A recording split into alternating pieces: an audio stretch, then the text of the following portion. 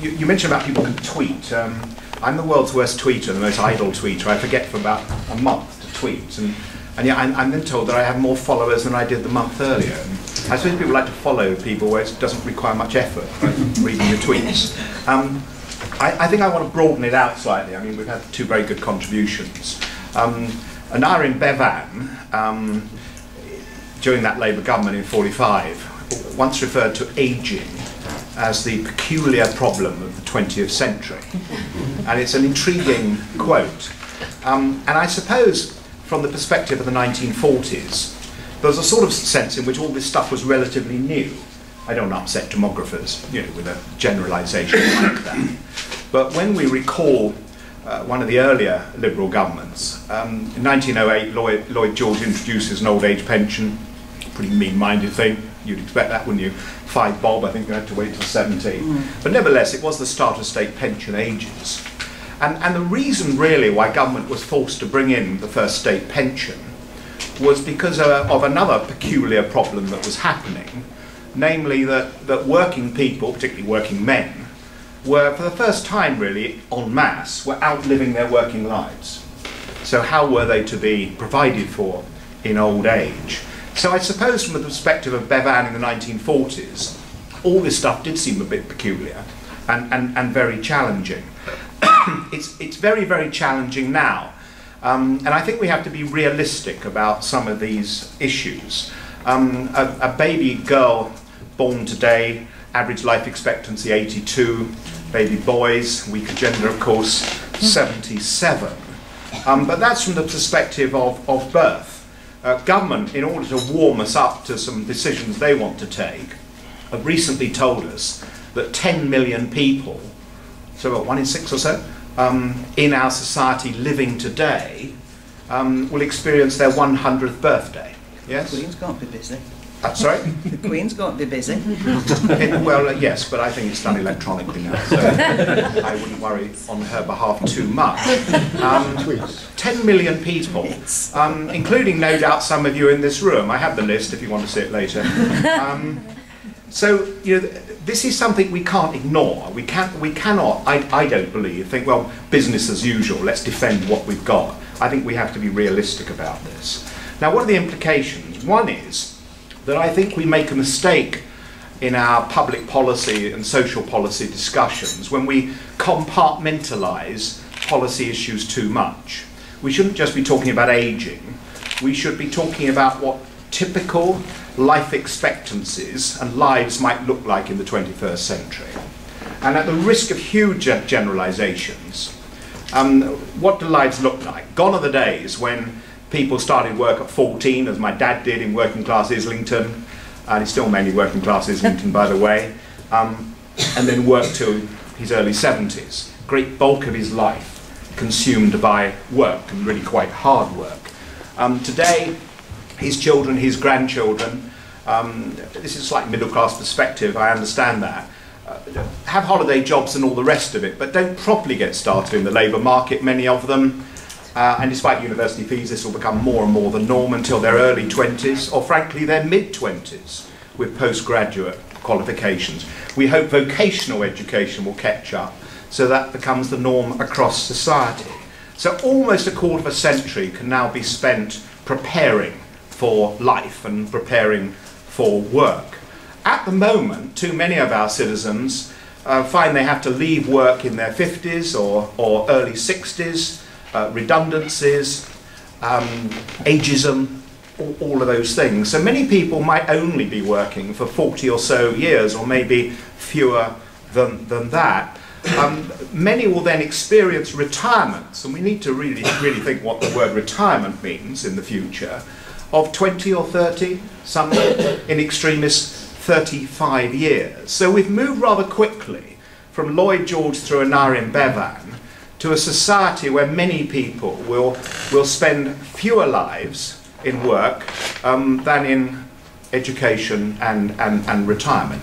And you might say a good thing too. You might call that the good society.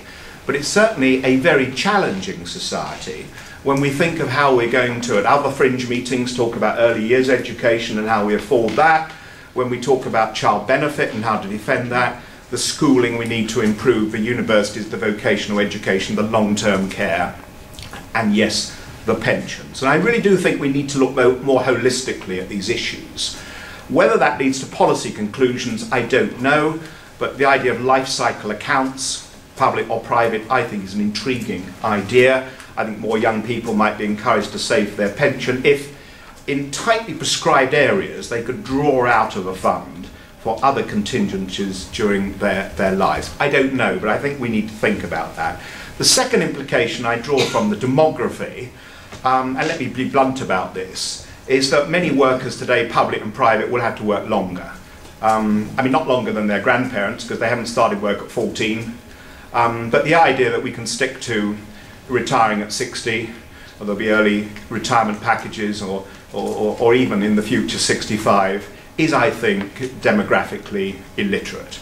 I think if we look at the logic of this, and if we want people to enjoy old ages with decent incomes, then the logic is that we are going to have to work longer, and I think that any associations that deny that are simply sticking their heads in the sand. Having said that, I've been doing some work on the government's proposals on state pension ages, where, as you know, there's a general increase, accelerating.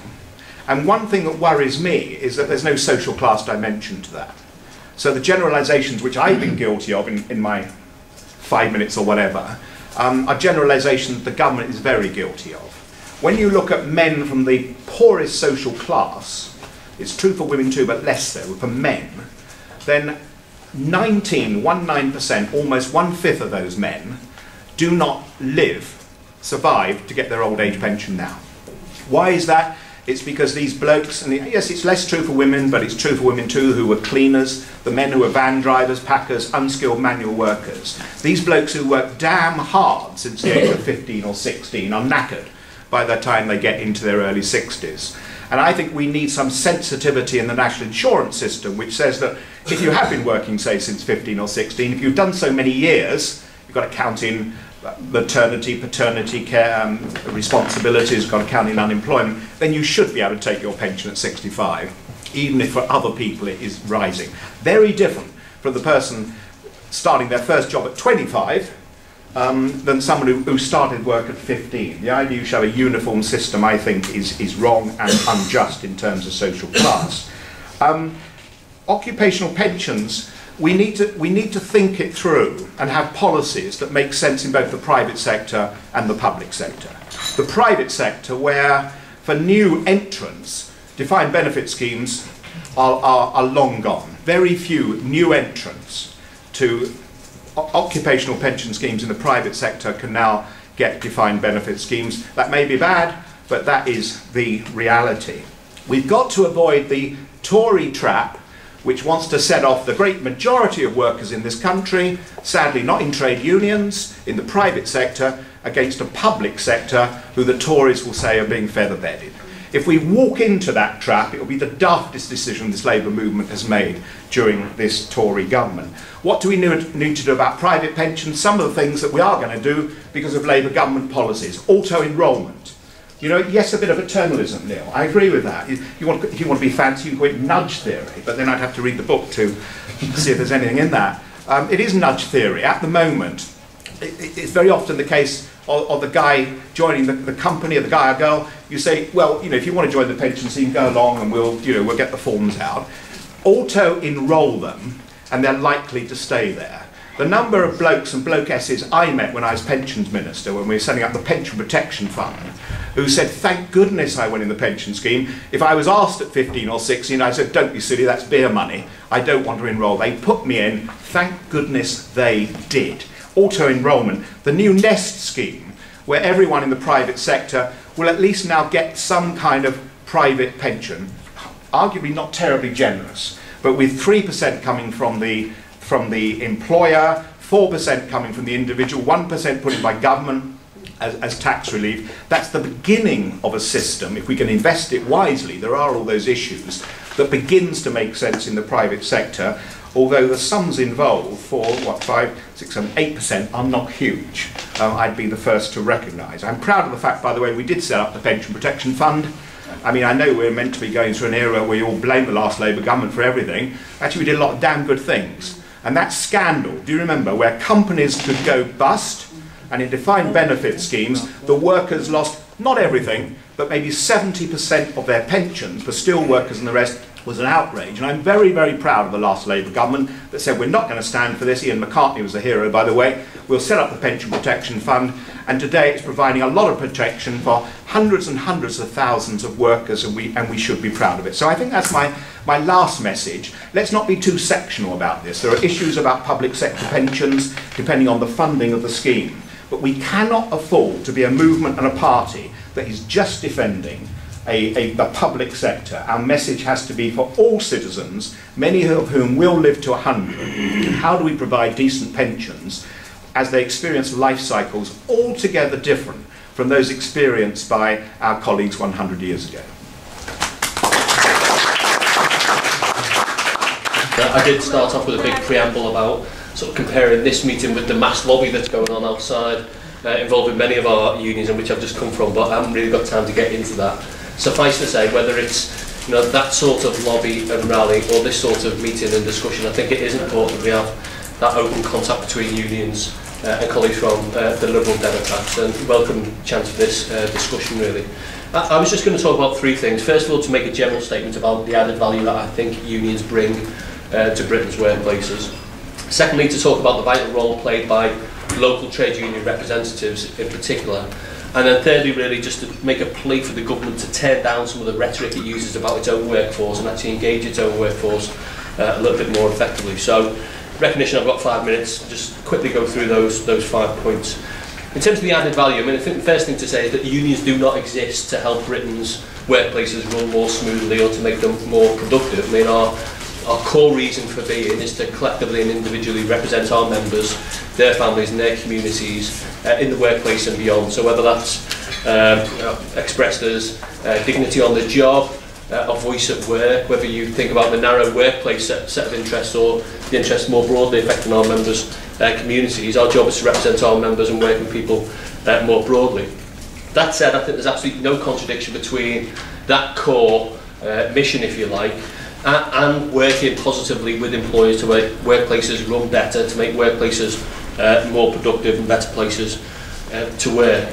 Last year we published a document at the TUC called Road to Recovery. If you put Road to Recovery TUC into Google, it'll spit out the document. But we set out there the case for unions making a bigger contribution to Britain's workplaces and Britain's economy in terms of reduced staff turnover, reduced employment tribunal claims, helping improve financial performance, helping mitigate the perceived negative impacts around innovation and change amongst employees. And practically speaking, in workplaces up and down the country, there are unions working positively with employers to deliver on all of those things.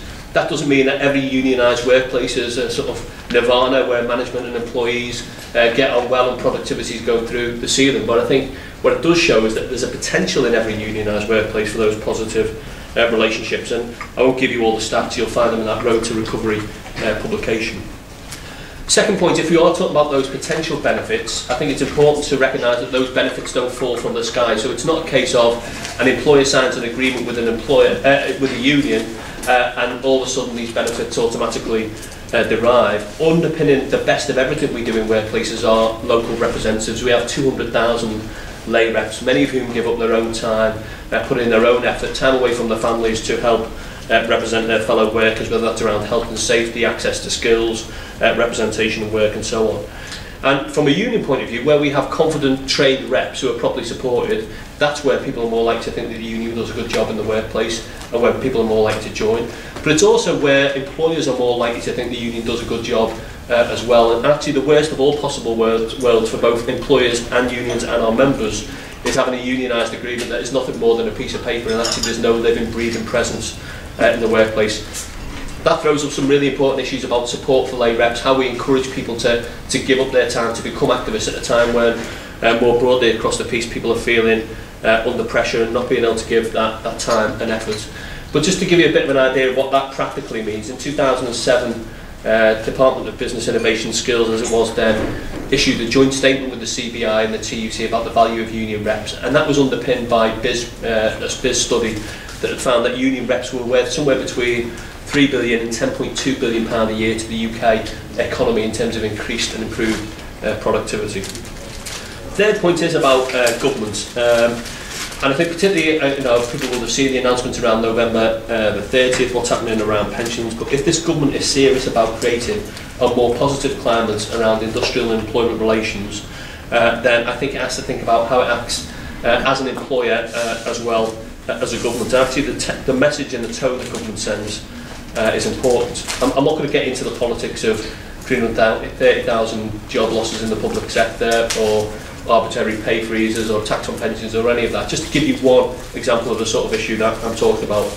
I think last year the Prime Minister made this statement describing his own workforce, and I'll quote from David Cameron himself.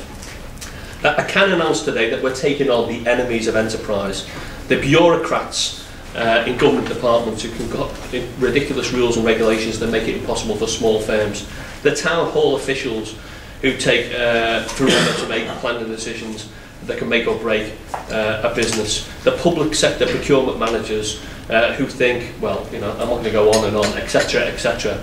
I mean, my one observation from that quote would be, and I've dealt with lots of public and private sector employers, as I know Sue and others have, it would be extremely unusual for a chief executive or a chairman of a private sector company to talk in those terms about his or her own workforce, to effectively characterise their own workforce as part of the problem. And actually, I think if the government is serious about good industrial and employment relations, is serious about good workplaces, more productive workplaces, it needs to be serious about engaging its workforce positively as well.